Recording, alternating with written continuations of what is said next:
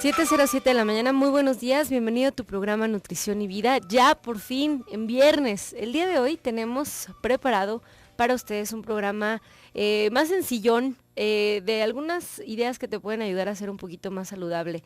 Hoy vamos a hablar acerca de ¿cómo llamarle? Esta idea que algunos pacientes tienen acerca de satanizar la carne de res y de cerdo específicamente. Se dio mucha información hace un par de meses, inclusive desde hace un par de años, acerca de que el consumo de carne de res y de cerdo era peligroso y que quién sabe cuántas cosas hacía. Y entonces el día de hoy vamos a hablar de de cuáles son los pros y los contras del consumo de carne roja, de por qué se llama carne roja, de cuáles son los pros y los contras del consumo de carne de cerdo. Así es que si te interesa el tema o quieres participar con nosotros, recuerda que puedes hacerlo a través de los teléfonos en cabina 31 22 11 90, 36 47 18 83.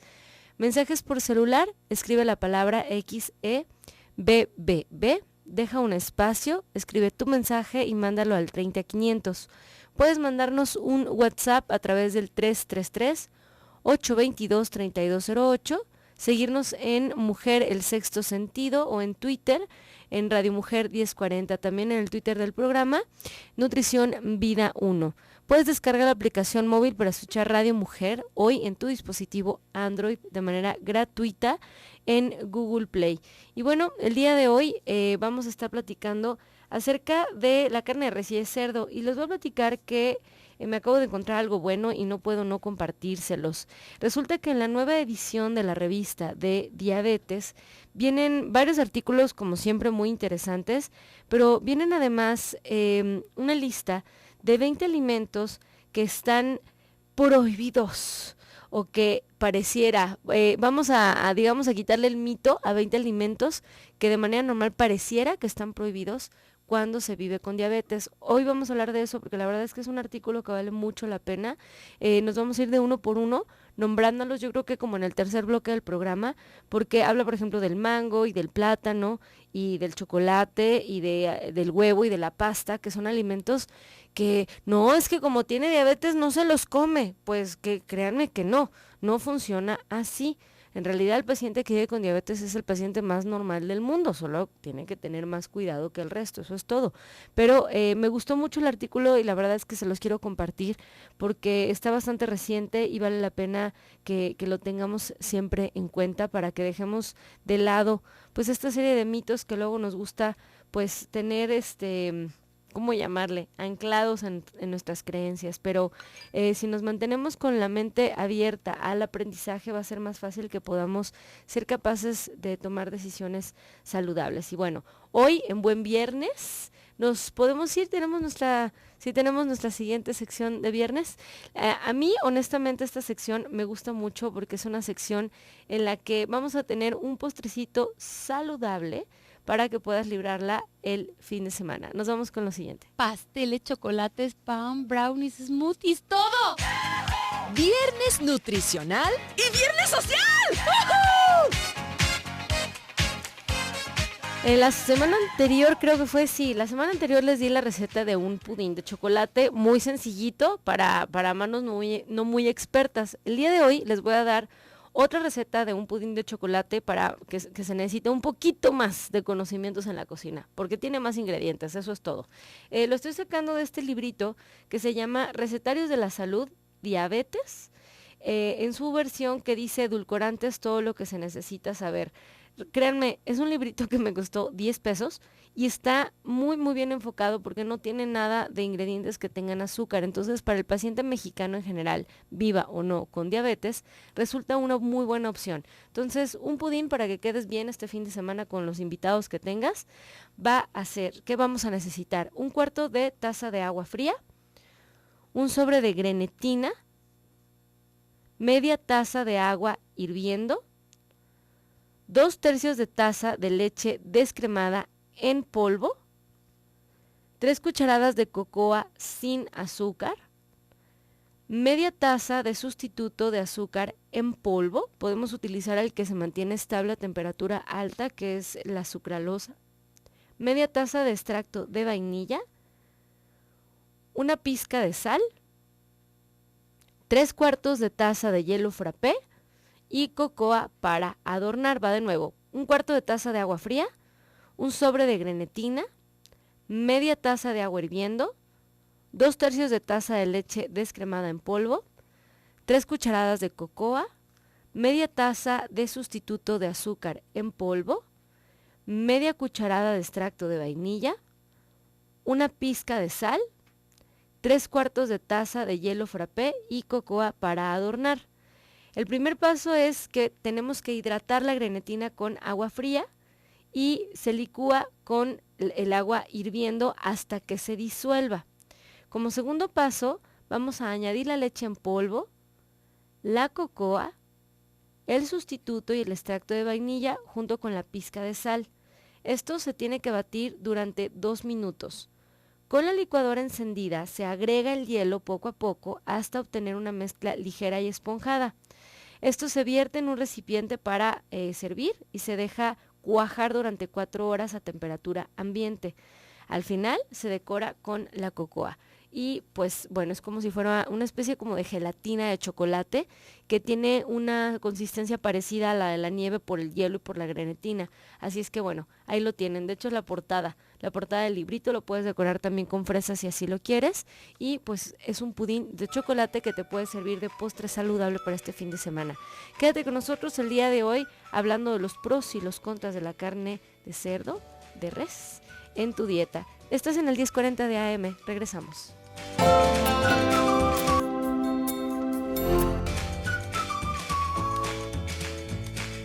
7:19 de la mañana, estamos de vuelta en tu programa Nutrición y Vida.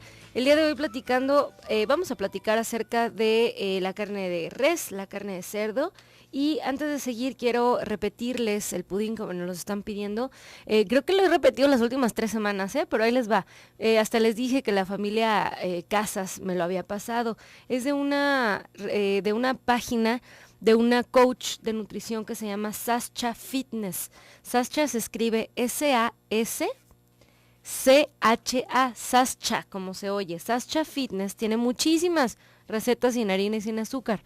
Es una idea que les puede servir. Entonces, para el pudín de 3 pasos, para gente que no tiene tantas cualidades culinarias, lleva 4 ingredientes. Lleva 3 tazas de leche de almendras, 3 cucharadas de cacao, 2 cucharadas de gelatina sin sabor y alguna stevia que no tenga dextrosa en sus ingredientes. Como primer paso, colocas la leche de almendras en una olla hasta que se caliente. Retiras justo cuando esté a punto de hervir. Colocas dentro de una licuadora y licúas con el resto de los ingredientes. Esto se vierte esta mezcla en un envase hondo en el congelador hasta que cuaje y lo puedes conservar en el refrigerador. Y nos dicen por acá el teléfono 5818, dice: hola Luisa, muy buenos días, ¿dónde conseguiste el recetario? Les digo que en Walmart es una revistita que se vende de manera normal, cada mes publican diferentes cosas, es una revistita chiquitita que se llama Recetarios de la Salud, así se llama en realidad, y es la versión diabetes. Cuesta 10 pesos, es un cuartito de hoja, para quien me está viendo en YouTube lo ve, es un cuartito de hoja, nada más, pero trae buenas ideas, porque son ideas sin harina y sin azúcar, que al paciente mexicano pues nos viene bien. Dice: deberías de escribir un libro de recetas. Les digo que sí tenemos un recetario, es un PDF que te puedo mandar si me mandas tu correo, y tenemos también un recetario que está en proceso, también de cosas sin harina. Dice: sobre todo para desayunos y refrigerios para chiquitos. Tenemos un archivo de Excel que si con todo gusto te lo mando si me pasas tu correo. A todas las que me piden se los he mandado varias veces. Nada más que te digo que yo no me dedico ni a niños ni a cocinar. No pretendo hacerlo, porque me dedico a lo clínico. Entonces realmente las recetas que tenemos son recetas de mis pacientes para mis pacientes. O sea, lo mismo que ustedes me sugieren y lo que encontramos lo vamos pasando como de información, simplemente que sea calificado como algo saludable, ¿no? Dice: te mando mi correo. Sí, claro, mándamelo por favor por aquí y te lo mando con todo gusto. Muchas gracias por lo que me dice Silvia. Y bueno, vamos a empezar con el tema. Vamos a empezar hablando de la carne de cerdo. Les voy a platicar que esta información la estoy sacando de la versión de la revista de diabetes, que es la revista grande, publicación que se llama Diabetes, Bienestar y Salud, que pueden encontrar en cualquier tienda de autoservicio o la pueden encontrar de manera virtual. Es el Diabetes, la revista número 88, es la de junio.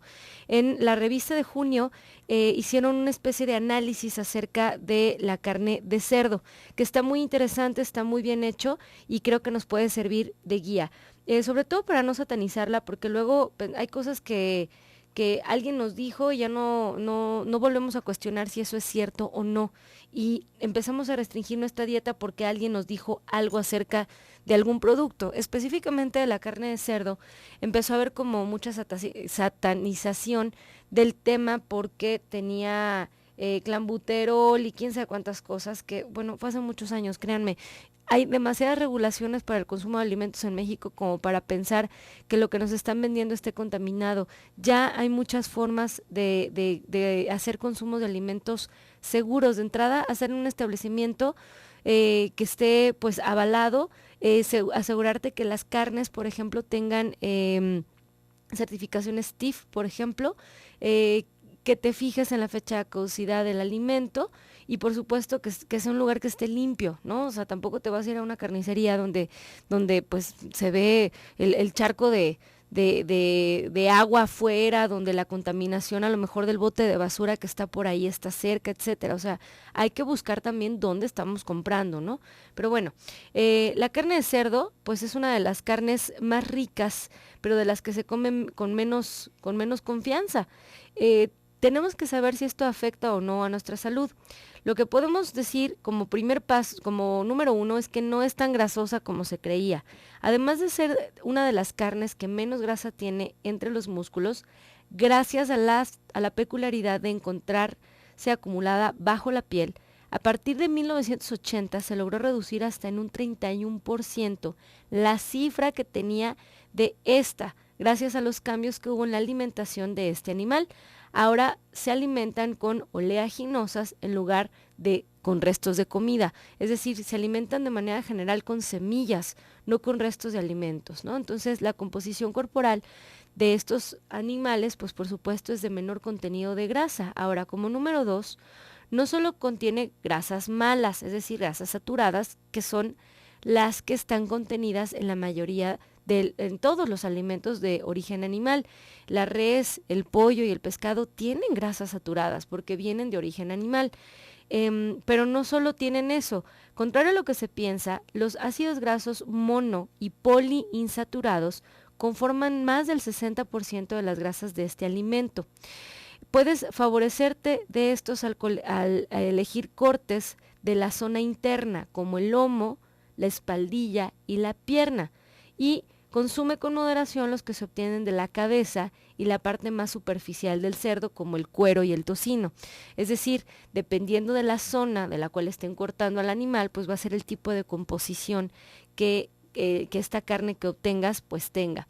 Como número 3, no tiene mucho colesterol, a excepción de los embutidos hechos con vísceras, aquellos que no especifican de qué parte del cerdo están hechos.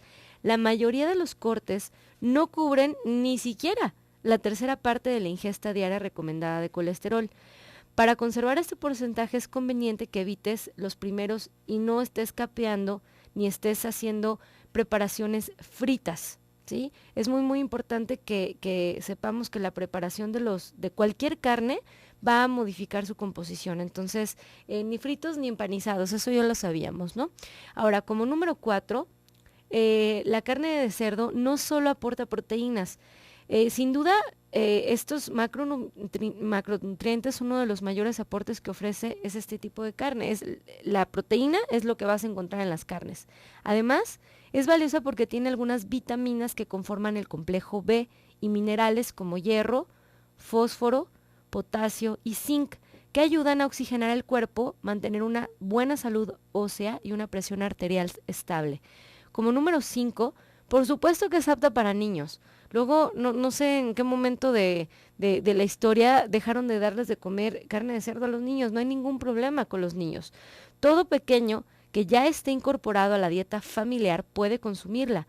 Para que no se le dificulte digerirla y su menú sea completo, es conveniente que la cocines de manera sencilla, es decir, asada, horneada, cocida, asada, en general preparaciones a las que no les tengas que agregar más grasa, porque el problema sería que sea una preparación muy complicada donde le pongas demasiados ingredientes como demasiados condimentos y entonces sí, dificultas la digestión, o por ejemplo que la prepares como con salsas tipo mole o tipo pepián, pues por supuesto que se va a dificultar la digestión, pero no sería por la carne, sería por la complicación en la preparación.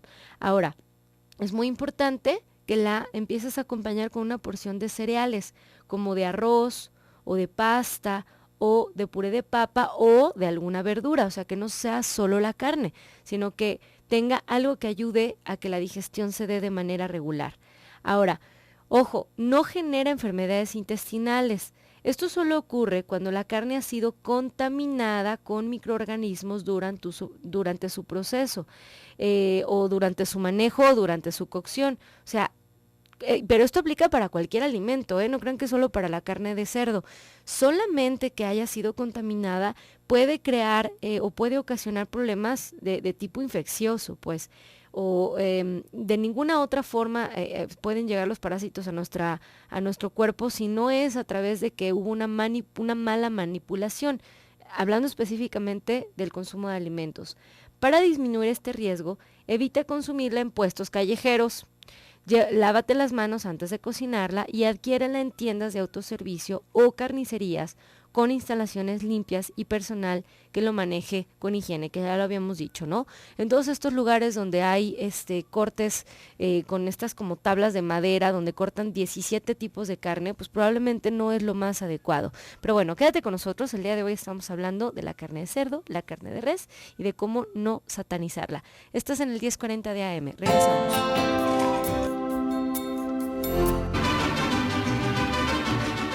7:35 de la mañana. Estamos de vuelta en tu programa Nutrición y Vida. El día de hoy Rosy y yo ya riéndonos, ya es viernes, gracias a Dios, ya más relajado. Muchas gracias a Toño y a Rosy que están atrás de estos micrófonos para ayudarnos a que toda esta información pueda llegar a tus oídos. Créanme que hay un gran esfuerzo atrás de toda la información que les damos, así es que bueno, muchas gracias a todos los que nos escuchan, muchas gracias y a difundir información. Si a ti ya te quedó claro algunas cosas con respecto a cómo tomar decisiones saludables, por favor, compártelo. Eso es lo más importante de esto, para eso lo hacemos, para que lo puedas compartir. Y el día de hoy estamos hablando acerca de la carne de cerdo y la carne de res. Les decía yo que en la edición número 88 de la revista de diabetes puedes encontrar esta información que te estoy dando el día de hoy, de algunas pautas o algunas cosas que te pueden servir para empezar a integrar de nueva cuenta la carne de cerdo a tu dieta.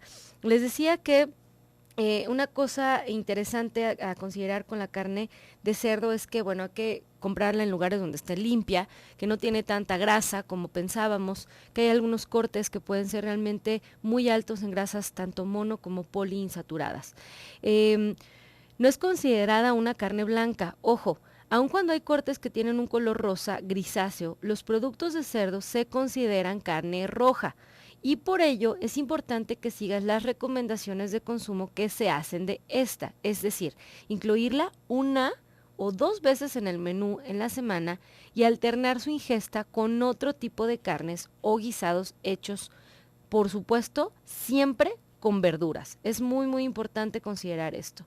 Ahora, no siempre requiere mucha grasa para su preparación, esto es muy importante, o sea, no tienes que mega freírla o mega bañarla en manteca o en aceite. Acostumbrada a verlas en ollas llenas de aceite humeante, se ignora que la carne de cerdo es muy suave y no requiere mucho tiempo de cocción. Compruébalo y disfruta de sus propiedades al poner algún corte con aceite, por ejemplo de aguacate, en la parrilla hasta que se dore por ambos lados y la parte central adquiera un tono pues más rosáceo. Puedes consumirla cuando estás enfermo. Gracias a los bajos contenidos de colesterol, grasa y sodio que la carne porcina tiene, esta recomendación médica ha dejado de generalizarse y ahora se hace a los pacientes que deben limitar significativamente su consumo de proteína y ácido úrico, que son los pacientes que tienen, por ejemplo, una insuficiencia renal o que están con diagnóstico de gota. Ojo, también, luego hay como mucho este mito, ¿no? De los pacientes que viven con el problema de elevaciones de ácido úrico, con mucha frecuencia piensan que tienen que dejar la carne por completo y jamás ha sido esa la recomendación. Recuerden que muy buena parte de la elevación del ácido úrico en el paciente mexicano y de los triglicéridos es a partir del exceso de fructosa en la dieta. Entonces luego sale peor. Ni comían tanta carne, o bueno, sí comían, pero dejan de comerse la carne y se ponen a comer fruta como si no hubiera un mañana.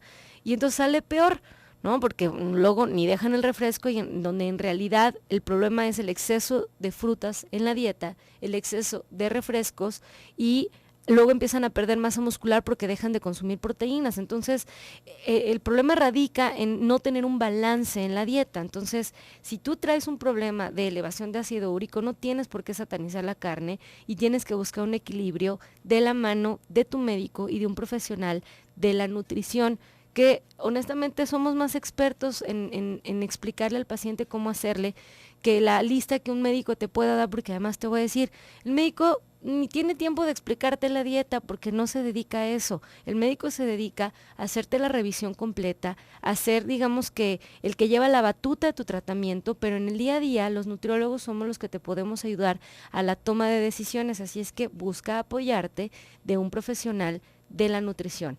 Y bueno, no te produce cisticercosis a menos de que haya tenido contacto con las heces de alguna persona infectada con este parásito. Asegúrate de que los productos cárnicos que adquieras procedan de una granja porcícola que trabaje con normas de higiene. Pregunta al encargado de la carnicería si estos tienen el sello TIF, que es el sello que yo les mencionaba al principio, es un sello de certificación de la SAGARPA. Esta digamos que certificación te hace darte cuenta que estuvo procesada en lugares limpios, ¿sí? Donde no tiene por qué haber estado contaminada, porque luego eso también es el miedo, ¿no? Que haya la contaminación por cisticercosis, y la verdad es que solamente es en carnes crudas y carnes contaminadas. Entonces, pues no tienes por qué tenerle miedo, es muy muy importante entender esto, ¿no? Ahora, vamos a hablar un poco también de la carne de res, que también ha estado muy satanizada. De igual forma, necesitas encontrar carnes que estén certificadas, es muy importante, y en general les voy a decir, después de que uno estudia microbiología, créanme, no quieren volver a comerse una carne cruda, es importante que la cocción en las carnes exista. Yo sé que luego hay pacientes que, bueno, aman algunos tipos de carnes crudas y los conecta con la niñez o con alguna cosa emocional de que se las preparaba su abuelita o cosas por el estilo, pero la verdad es que desde el punto de vista microbiológico es importante que no estemos consumiendo carnes crudas. Yo sé que es más sabrosa, yo sé que algunos cortes azules pueden ser pues muy atractivos por lo suave, pero créanme, en México es importante que no estemos comiendo carnes crudas, es muy muy importante. Entonces, bueno, beneficios de la carne de res. Como número 1, contiene un alto contenido de sarcosina, que juega un papel importante en la mejora de los músculos, ya que puede ayudarnos a suministrar, digamos que, energía. Como número 2, la carne contiene abundante vitamina B6, la cual puede mejorar el sistema inmunológico y acelerar el metabolismo y la síntesis de proteínas con el fin de mejorar la salud física para el cuerpo humano. La carne contiene relativamente abundante carnitina, que está utilizada para apoyar el metabolismo de la grasa y producir aminoácidos de cadena ramificada, algo que es, por supuesto, benéfico, por ejemplo, para pacientes que son atletas. La carne contiene además cantidades importantes de potasio y de proteína. Si las personas carecen de potasio en el cuerpo, la síntesis de proteínas y la formación de hormonas del crecimiento pues no se va a dar de manera normal, lo que finalmente pues va a afectar a la cantidad o al mantenimiento de los músculos en el día a día. La carne es una fuente importante también de ácido linoleico. El contenido de grasa es muy bajo en ciertos sectores de la carne, pero la grasa contiene más bien abundante ácido linoleico que puede acelerar la recuperación de tejidos del cuerpo causada por el ejercicio extenuante. Además, puede utilizarse como una especie de antioxidante y mejora también la calidad o la formación de los músculos, por supuesto, en los humanos. La carne contiene además zinc y magnesio. El zinc es una especie de antioxidante también que ayuda a acelerar la síntesis de proteínas y el crecimiento de los músculos. El magnesio puede apoyar de igual forma la síntesis de proteínas y puede mejorar la fuerza en los músculos y mejorar el metabolismo de la insulina. La carne además contiene hierro, sustancia mineral esencial para que evites, por ejemplo, tener una anemia. El contenido de hierro que contiene en la carne, por ejemplo, de res, es muy alto, es de los contenidos más altos de los alimentos que tienen un mayor contenido de hierro. Entonces, realmente beneficios hay muchos. Regresando al corte vamos a seguir hablando de esto y también vamos a mencionar esta lista de alimentos que les decía yo al principio del programa, que son alimentos que cuando estamos viviendo con diabetes luego como que los quieren sacar, ¿no? Y decimos que son malos y les ponemos una etiqueta de prohibidos cuando realmente no tienen por qué estar prohibidos. Quédense con nosotros, el día de hoy estamos hablando acerca de la carne de res y de cerdo en la dieta. Estás en el 1040 de AM. Regresamos. 7:49 de la mañana, estamos de vuelta en tu programa Nutrición y Vida. Y bueno, mi estimado, estamos gordos por cerrazón, les digo yo. Luego andamos creyéndole al vecino y al primo del amigo y lo que toda la vida nos han dicho. Y entonces empezamos a tomar decisiones con respecto a la alimentación y a lo que comemos en el día a día basados en la nada. Y entonces acabamos decidiendo quitar alimentos de nuestra dieta que luego no tienen por qué hacernos daño e incluir otros porque pensamos que son ricos. Se van a reír de mí porque creo que es la segunda vez que se los digo, pero ni modo. En las mañanas paso yo a la tienda de la Doble X a comprar café con cierta frecuencia porque me gusta muchísimo el café, soy muy amante del café, me cae bien, jamás me he hecho daño ni me hará. Y bueno, a veces hay personas adelante de mí y no es que yo me ande fijando todo el tiempo en lo que compran, se los juro que no. Pero ahorita que venía para acá, la persona que está delante de mí se sintió muy light comiendo su desayuno y se compró un yogur de estos verdes, de los que tienen una cantidad inmesurable de azúcar. Se compró una gelatina normalita, de las del tucancito ese, que tiene como que el piquito de colores, y unas galletas de las azules con chocolate en medio, ¿no? Ese pequeño desayuno light, que es yogur, galletas y gelatina, que pareciera desayuno de hospital, tiene prácticamente el número de calorías que necesitas para desayuno y comida saludable, ¿sí? Prácticamente hubiera dado lo mismo que se desayunara unos molletes con frijoles, un vaso de leche y una taza de fresas, que la mitad del paquete de galletas que se llevó, ¿no? Y tiene cero fibra y además eso le va a hacer tener una respuesta de insulina tan alta que va a producir demasiada grasa. Por supuesto, esta persona que estaba delante de mí traía sobrepeso, ¿no? Pero bueno, esa es la cerrazón. En lugar de andar consumiendo alimentos saludables, andamos decidiendo por alimentos, pues, con altos contenidos de azúcar. Entonces, bueno, les voy a leer esta lista rápida de los alimentos que luego satanizamos. Por ejemplo, número 1, la carne de res. ¿Por qué se cree prohibida? Estamos hablando de por qué se cree prohibida en pacientes que viven con diabetes. Que la grasa que contiene puede ser el motivo principal por el que se aconseja no consumirla, pero no debes retirar este alimento de la dieta porque aporta proteínas de alta calidad. La Asociación Americana de Diabetes recomienda consumir cortes magros de bistec, filete, chambarete, falda, molida de res que sea 95% magra. El consejo es que, como ya es sabido, las personas que viven con diabetes pueden presentar colesterol y triglicéridos altos e incluso problemas renales. Si este es tu caso, consulta con el médico las cantidades recomendadas de este alimento, pues es probable que sugiera reducir un poco su consumo. En cuanto a los alimentos ricos en proteínas como carnes, aves, pescados, mariscos, huevos y frijoles, deben ocupar 1/4 parte de tu plato, es decir, de entre 30 a 40 gramos. ¿Sale? Ahora, otro alimento que luego pensamos que está prohibido en pacientes que tienen que cuidar sus niveles de azúcar en sangre es el mango. ¿Por qué se cree que está prohibido? Gracias a su alto contenido en carbohidratos, esta fruta ha ganado la fama de estar prohibida en el control de la diabetes. Sin embargo, con moderación se puede disfrutar de su sabor y por supuesto de sus beneficios. Un cuarto de pieza de mango equivale a una porción de fruta. Es entre un cuarto y un medio, ¿no? Es más o menos como menos de 120 gramos si lo midieras, mililitros si lo midieras en una taza medidora. El consejo es que para impedir que tenga una concentración más elevada de azúcar, deberás comerlo justo en su punto y evitar aquellos que estén muy maduros y con manchas negras. También, por supuesto, debes acompañarlos con algo de yogurt o de nueces para evitar que el azúcar que contenga sea absorbido de manera demasiado rápida o justo después de tus alimentos. Justo después de los alimentos no debe de haber ningún problema en cuanto a la velocidad de la absorción. También el plátano, al igual que el mango, esta fruta contiene más carbohidratos en comparación con la manzana o la naranja, pero es el mismo caso. Las uvas, del mismo modo que el plátano y el mango, las uvas han sido prohibidas ya que contienen carbohidratos más que otras frutas, pero si lo comes en la cantidad que debes, es decir, alrededor de entre 15 y 18 uvas, tienes 15 gramos de fructosa, que es lo mismo que encontrarías en una manzana pequeña, ¿no? Ahora, el café, ¿por qué se cree prohibido?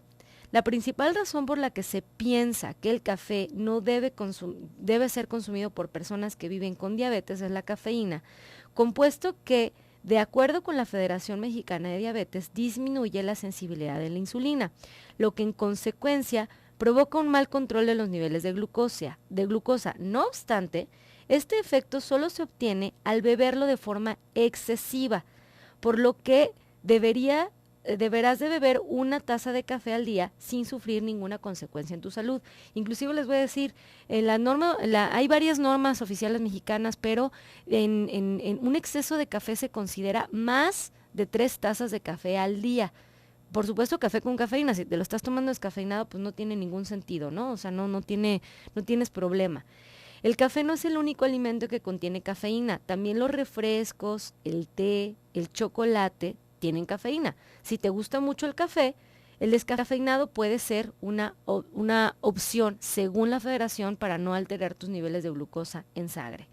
También hay otra cosa que se cree prohibida, la sal.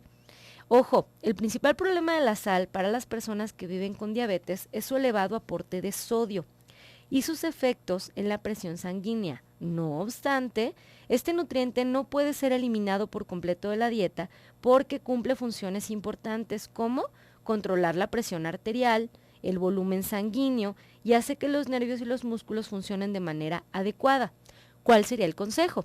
Las personas que además de tener diabetes padezcan de hipertensión o de insuficiencia cardíaca o de cirrosis o de enfermedad renal deben restringir su consumo, no retirarlo, solo restringirlo.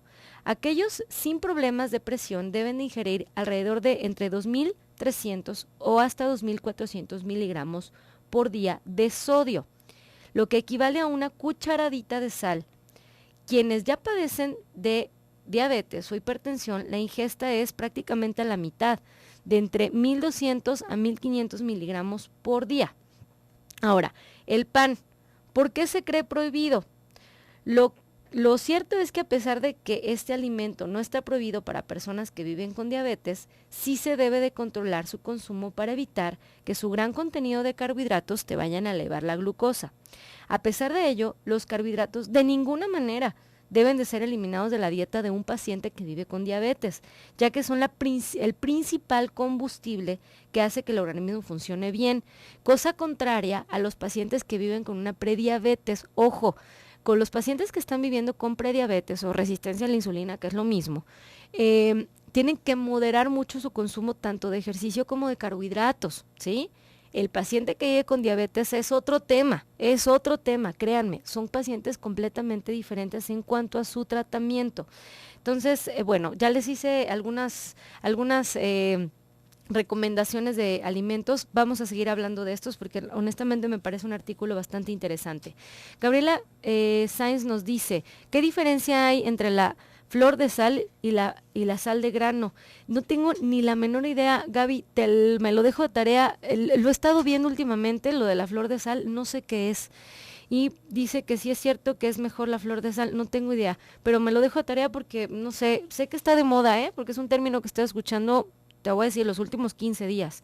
Elba Mendoza dice, ¿dónde se puede conseguir soya para hacer leche? Pues para hacerla en Mama Coneja, por ejemplo, consigues el grano de manera, digamos que segura, pero también lo venden ya en tiendas orgánicas, ya hay algunas soyas que puedes conseguir. Teresa desde WhatsApp dice, mi hija de 15 años salió con ácido úrico y el médico le dio tratamiento, no dijo que por comer carne o fruta, pues es que no es la fruta, es la fructosa, no es específicamente la fruta, es el exceso de fructosa en la dieta que puede venir de refrescos o dulces. Y el ácido úrico sí se sube por eso, o sea, lo que eleva los niveles de ácido úrico en la sangre son las purinas, que se llaman, que los encuentras en el exceso del consumo de carnes rojas, y por la fructosa, que lo encuentras en el exceso del consumo de alimentos procesados. Rosy dice, gracias por hablar de la carne de puerco, yo la dejé de comer hace muchos años. Pues no tienes que dejarla, Rosy, nada más que si la integras a tu consumo tiene que ser poco a poco porque probablemente ya dejaste de producir las enzimas que la desdoblan. Y dice, otro de los mitos es quitar el consumo de la yema, que porque eleva el colesterol. Hace 15 años que sabemos que eso es un mito, Así es que por favor no dejen de comer las yemas de los huevos, como desperdician. Magnífica la información de hoy, Magnate. Muchas gracias, Magnate. Y bueno, muchas gracias a todos los que nos hicieron el favor de escucharnos. Muchas gracias. Y espero que tengan un excelente fin de semana. Los vamos a dejar en un programa más del doctor Gilberto Priego.